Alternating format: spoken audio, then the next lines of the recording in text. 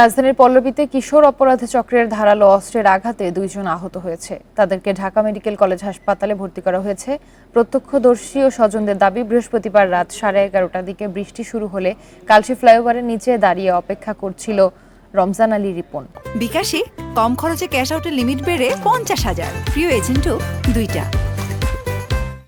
এ সময় শরীফ বাহিনীর 10 থেকে 15 জন কিশোর তাকে কুপিয়ে জখম করে। এর আধা ঘন্টা পর একই এলাকায় রনি নামে আরেক কিশোরকে কুপিয়ে তার কান কেটে দেয় কিশোর অপরাধ চক্রের সদস্যরা।